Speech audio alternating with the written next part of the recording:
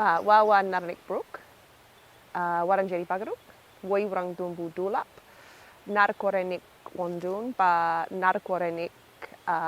Nolan Kennedy Lonigan Kilkenny Island Babanik Bedelia ba Mamanik Ellen Gulgungik Olive ba Nyagapik James Gulgungik Jemima Bangarang Liwikik Bambut Wintut Bik Kaidu Montagaruk.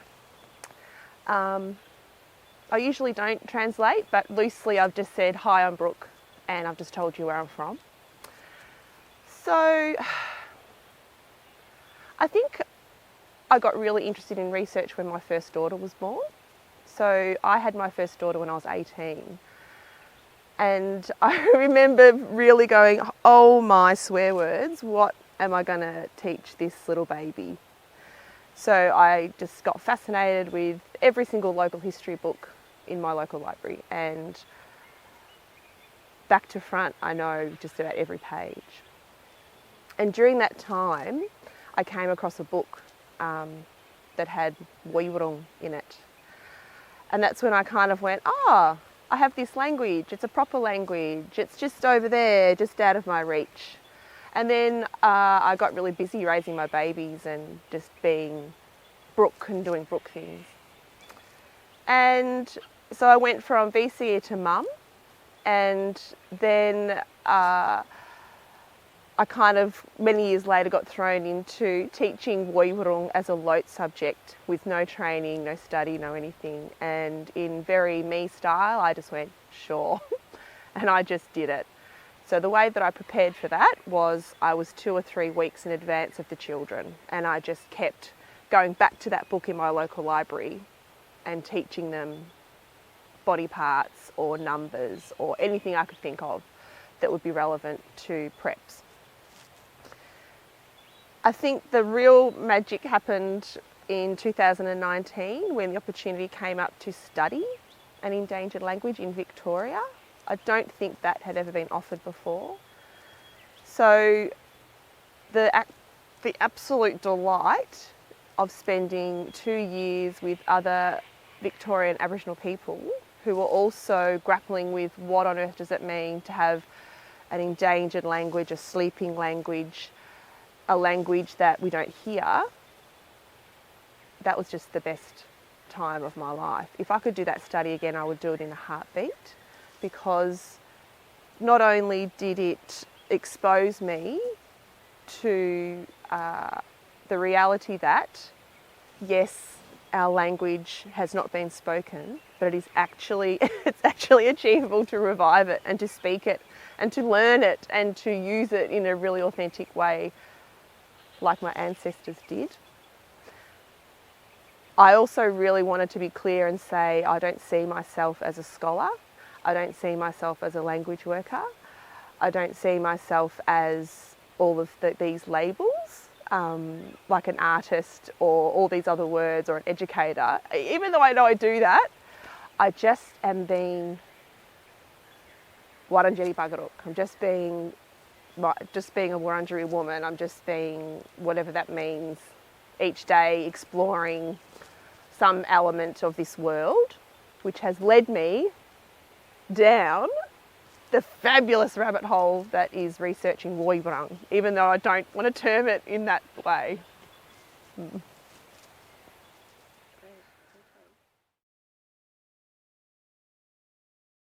Yeah, so in 2019, the name of the study was Cert 3, Learning an Endangered Aboriginal Language.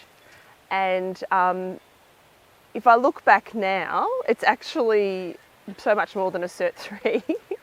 It's this kind of intense study, which is, I suppose you learn base linguistics, you learn kind of the basics of how our languages were recorded historically, who recorded them, how well they were recorded, where you might find them if you were looking.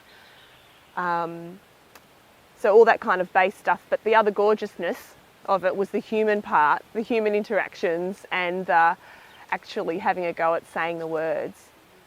And then that course was followed by Cert 4, teaching an endangered Aboriginal language. So those two courses were really important because you can't have one without the other. You've got to do the research and you've got to go and find the materials and you've got to piece it all together. But what's the point if you don't teach it and start to create speakers or a community of speakers? You know, language work is a community effort, it's a team sport. You know, you need people to be able to use language in context and hopefully converse.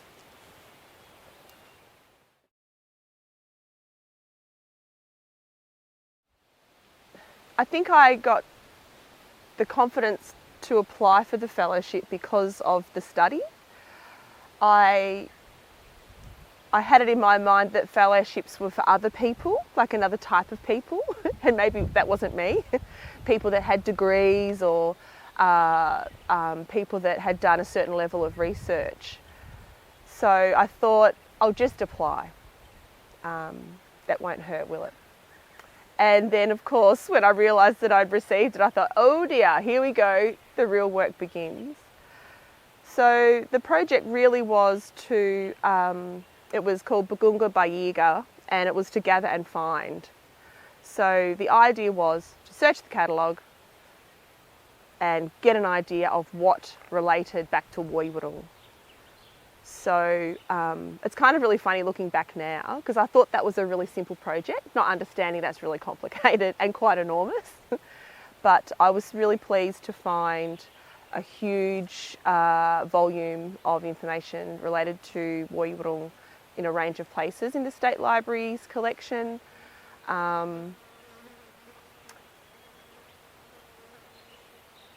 So maybe it's important to note that I didn't touch a book on a shelf until about 6 months in.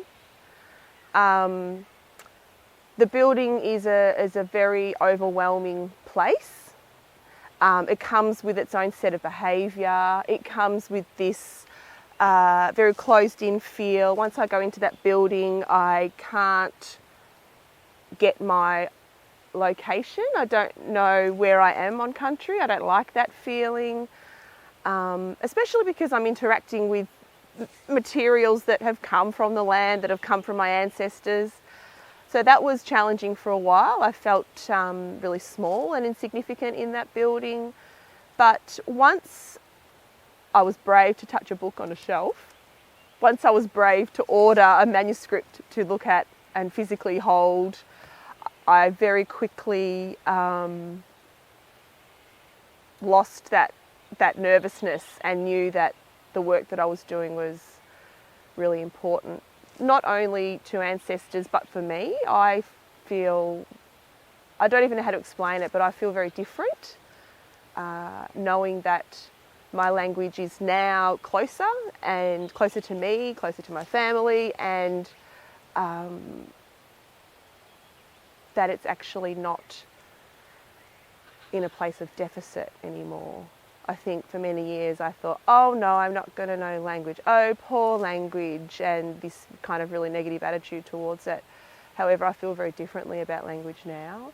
I feel that it's actually at the start, like a little baby that just needs a bit of love and some care, and will be able to grow into something amazing. I'm really happy that all of those archives have been protected for a long time. I think that's wonderful. But I'd also feel quite conflicted because they're sort of all locked up. They're kind of contained. So that's tricky to manage. So I often don't try to think about that. I feel that feeling, gloss over it, get back to the practicality of saying the words, which is really important. But by taking those archives out of their boxes, out of the concrete, out of those sort of very colonial institutions, back into the hearts and mouths of my people is probably one of my most proudest moments. If I hear my cousins speaking in language, if I hear perhaps a child that I've taught from school calling out to me in language in the supermarket, If I hear my grandchildren saying "love you, Nan" as they leave in language, that's the aim, right? To hear language and to be able to use it. Actually, even use it incorrectly is fine with me, as long as people are using it.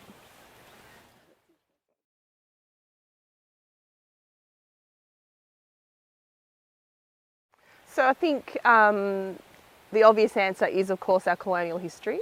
And the obvious answer is the attempted erasure of our people and culture from this planet. That's obvious. I think what's interesting for me is thinking about that what's been the aftermath of people treating us like we are second-class citizens, people treating us like we are not worthy, is that we still probably as a whole society don't value our languages. And I think that's true across the world, that all of the Indigenous languages are unfortunately disappearing from this place at a rapid rate. I think that we as Aboriginal people don't value our languages enough. I think as a society we don't value other languages enough. And I have lots of different memories of being out in public places where I've heard lots of people saying, those people over there shouldn't be speaking in their language, we can't understand them. If I've heard those sorts of messages growing up, well then don't I apply that to my own language?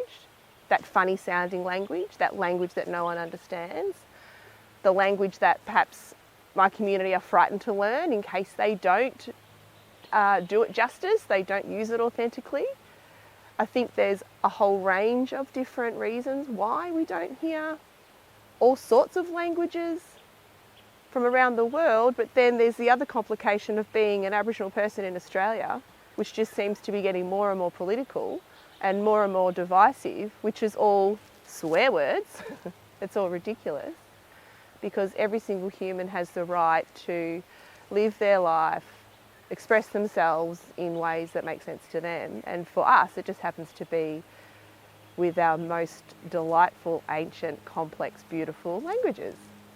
And so the only way for me to navigate all of that is to just get on with it, and is to just speak the words and to value the words, to value the language, to value the ancestors, so that our culture and expression of culture can continue. If I was to dwell on all that, I wouldn't get up in the morning, and so that's how I navigate all that rubbish.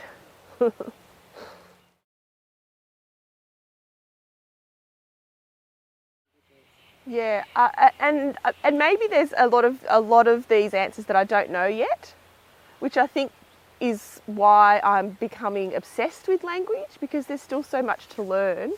So maybe just from my experience, if I'm learning about, say, names of places, that's a good example. I might be at home on my laptop with my database, with my word lists, and thinking about those words, thinking about the translations, thinking about the meanings, but then to properly understand it, I have to go to the place. So then I might go to the place, and I might be in the place. So then when I'm in the place, I connect the language to the place, and then I might go home again. Then I might do more translations, then I might go back to the place. Then I have to figure out the connection between me and the place. I don't know if that makes sense to anybody else, but that's what I would say is the people-place well-being connection. That's how I would explain it. It's working out my connection to this place, to this world. Where do I fit? What's my purpose in it? Because that's what's really interesting about Aboriginal languages, is the purpose that comes from within the language and the interesting layers that come from within the language. And the more that I learn about Woiwurrung, is it's just so specific. It's so much more specific than English. And I think that we should be probably using those languages more, because they can shed light on a different way of seeing this world, which is challenging but completely stimulating. Yeah, I think that's probably how I'd explain it.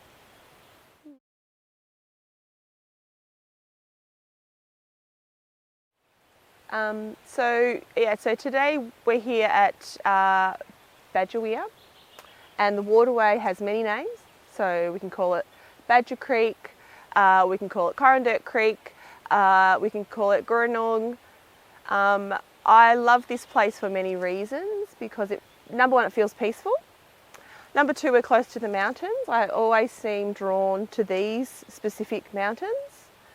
And number three, because this place was connected to Corrandirt. So Corrandirt's definitely a place where language, the attempted erasure of our language, is kind of from there, from that mission era. And also to kind of resist that, I now teach my cousin's language at Corrandirt. So that's one of the reasons why I like to come here. I like to come here also too because of the tall trees.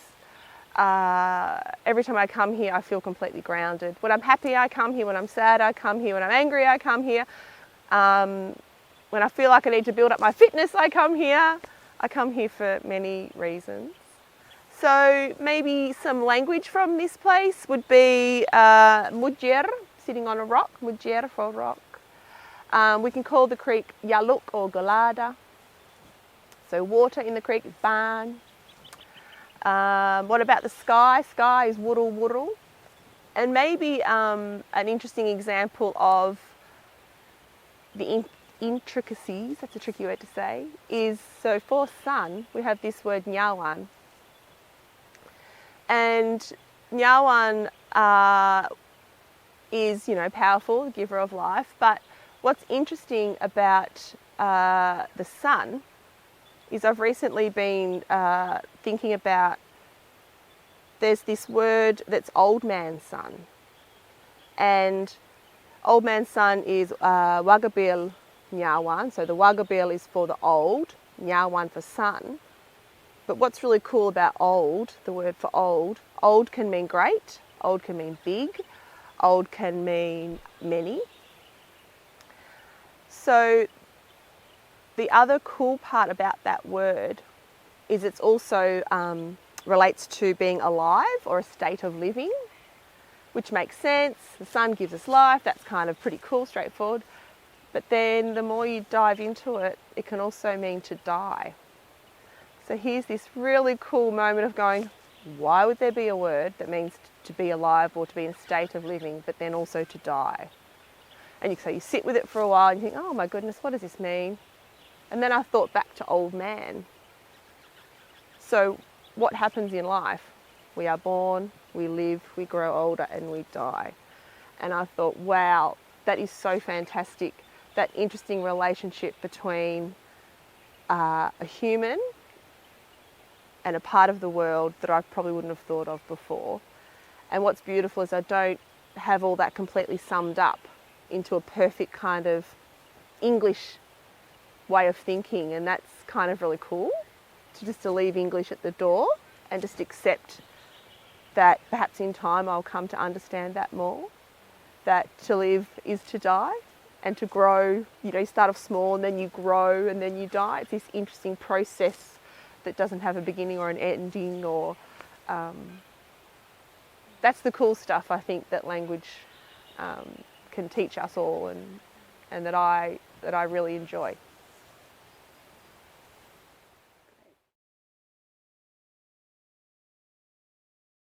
Yeah, my personal probably method of research is to dive in. Just dive in, just swim with the content. But to kind of go back, the places where language is usually in a few formats. It's usually a word list. So where somebody has sat down with an Aboriginal person and said, what is the word for this? What is the word for that? And you have this single list. There also are some phrases that have been listed from a range of different Kulin languages, so not just Woiwurrung. So sometimes when I'm looking for Woiwurrung, I come across other languages that might be, say, Woiwurrung or another language that might have been incorrectly labelled my language. The other thing that language is recorded in is maps.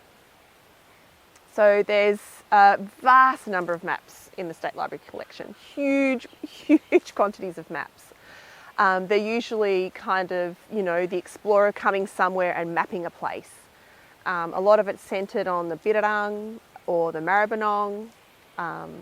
People coming here and trying to work out what this place looks like, where's the fresh water, where can we live and thrive. And so they record names of places and they record names in the landscape. So for me, my method is to find as many different sources as possible and pull them all together. And so that's why I've been building a database, because I, from time to time, will find, let's just say, only 2 or 3 different words for tree or something. And then I might find, say, 18 different words for hand or 7 different words for sky. And so that's when the real work begins, which is trying to work backwards from this large content and to pull it back into maybe narrowing it down to 2 or 3 words that have been recorded the most frequently, and to work out which is the most accurate for this area.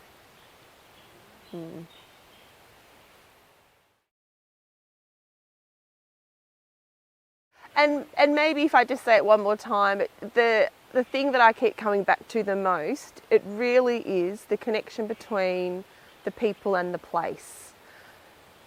I can't express that enough. I think that's, the language is there to show how you fit into your universe, how you express yourself in your universe, what your responsibilities are to that universe, and what's going to keep you strong and healthy. So that means respecting each other, abiding by the rules that are there for you.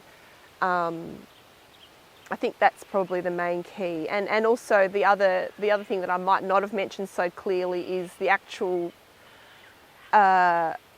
direct relationship between the health of our body and the health of the country. I think that's probably the only part I didn't mention, that some names of places there is a really explicit mention of parts of your body.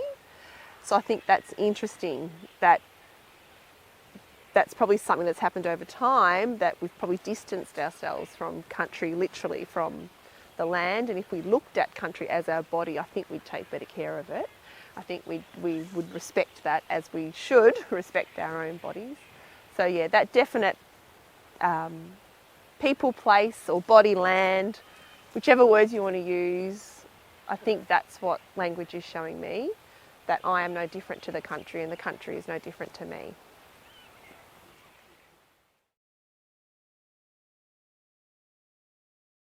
So the first lesson from the fellowship is 12 months isn't long enough, but that's okay too, because that's a lesson, right? That's another lesson, that this language learning seems to be this lifelong journey that seems to be ongoing. It's like a marathon.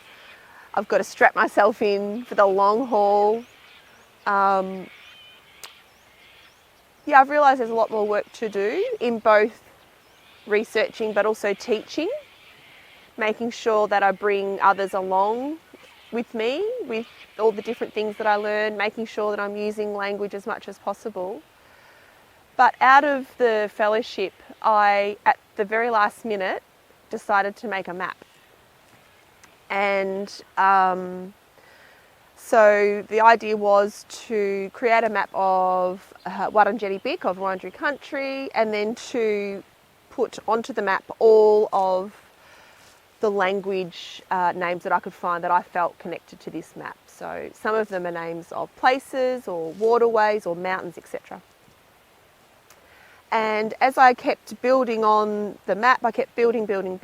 My original intention was to leave it or contribute it to the State Library collection. And it was almost like every time I added a new word, every time I added another place, every time I added this new content, I just started to get really protective of this map And I don't know who to show it to or who not to show it to, or it's this really interesting thing that's happened to me. I feel like this is my newborn baby that I have to protect at all costs. I kind of had this overwhelming sense of, this is for me, this map, this is for my family, this map. So I will not be contributing it to the State Library collection, because that's the place where everything has been locked up. So I felt that it wouldn't make sense to return it back to a place that's going to be locked up. So I have this map that I think will just keep growing and building, and I really think it's important to keep the map for my family as a real true sense of reclamation, taking the information out of the archive and back into the hands of the people that belong to that information. Yeah, I'm starting to get very protective of this map. The other part of the fellowship was to continue to build my database. So back when I started studying, I had bits of information all over the place, and I thought I needed a central place so that when I'm looking for words I could go back, and a place that I could navigate, that I could understand. So word by word I built up this database. You know, it's just a basic Excel spreadsheet, so because it's easy to drive and it's easy to manage. So that has grown exponentially. I'm really proud of that database. It has over 1,000 words in it, and it just keeps growing. So every time I find another source, another teeny tiny snippet of information, in it goes. So that's just also continuous, and that'll keep growing. And of course, I want a dictionary. That would be wonderful. That's really important to have that. I think a dictionary itself holds this idea that the language is real, the language is authentic, the language has value. I think that's important to have that, but we have to have speakers, otherwise there's no point having the language. So it's always the two things, the research and the teaching, and teaching people to be confident to use language whenever they can. And for me, that means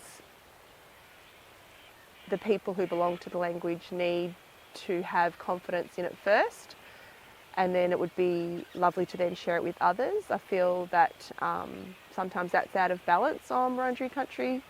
We have lots of language that's been shared around, and I really want everybody to use language, but gee, it's important for us Woiwurrung Woiwurrung speakers to be in charge of our language. So that's also very important to me. That's why I teach my cousins every Monday afternoon.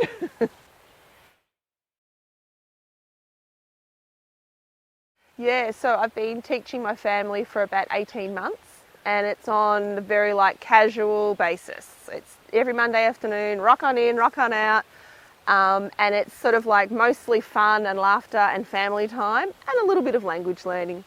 So I have a core set of people that turn up every week, and some others that come in and out as they would like. My youngest language learner has been 5, and my oldest language learner has been older.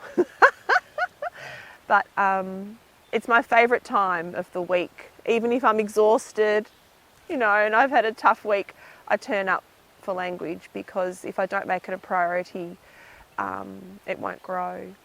And I suppose one of the really beautiful outcomes of the weekly cousin time was making a sound work with my cousins, which is now on show at Tarawara for the Soils Project, because I think that's important to show my cousins who are teenagers what's possible if they choose language, that they don't have to worry about being fluent, they don't have to worry about being perfect. It's just that they belong to language and the language belongs to them, and they can do whatever they like with it, that's their choice, that they have that right to assert themselves and go, I can do what I want with that language.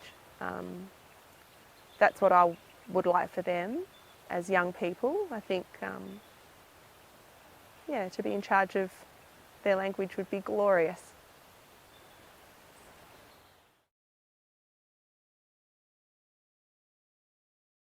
So what's interesting about all of the different creative projects that I've done is the language has got me there to those projects. So language is the vehicle, the language is the thing.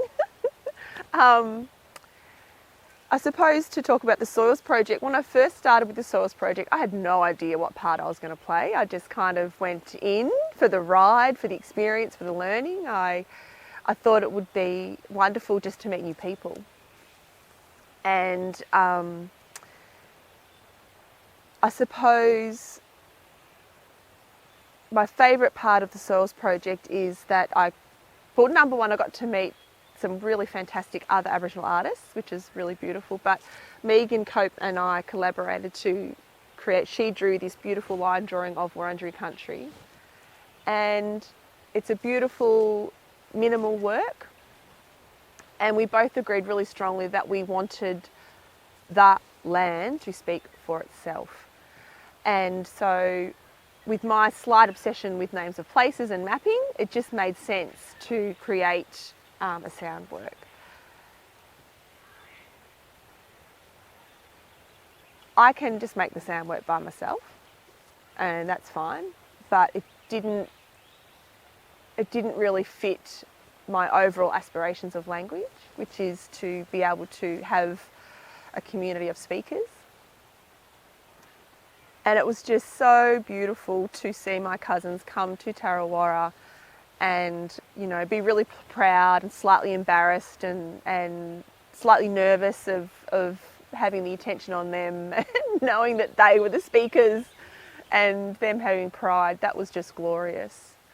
The other thing about presenting language in a creative way is it's not as heavily criticised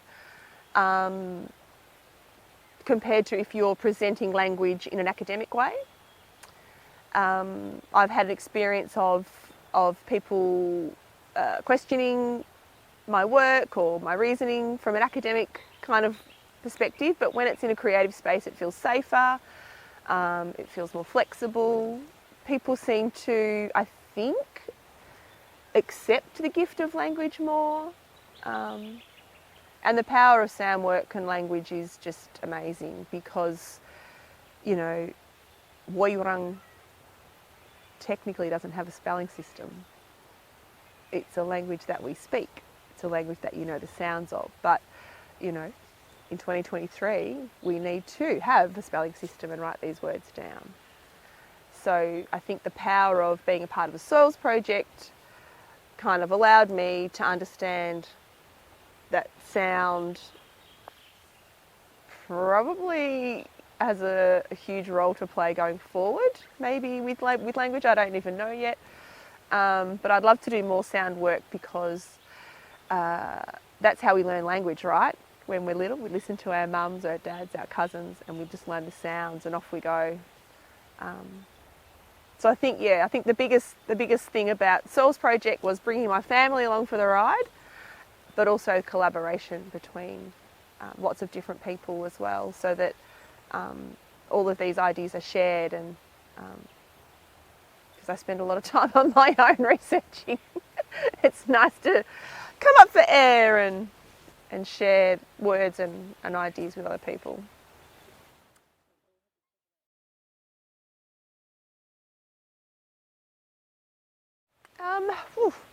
Well, I think the first thing is to acknowledge the many excellent, wonderful, deadly, talented blackfellas out there and all the different work that they're doing in their communities and in their spaces, because it's all really important.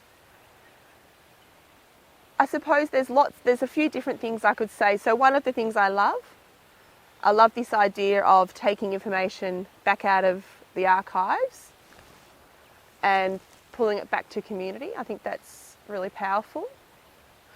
I also love the work that people are doing to highlight the destruction of their country. Megan Cope comes to mind, all her work with oyster shells. I actually learnt a lot from what happened to her country. The other fascinating thing for me is this other kind of connection back to place. And I know there's a whole range of work going on out there, whether it's creatively or through research to connect people back to place. I think the most exciting thing really for me is the freedom that we have to do the work that we want to do. Because our ancestors didn't have that.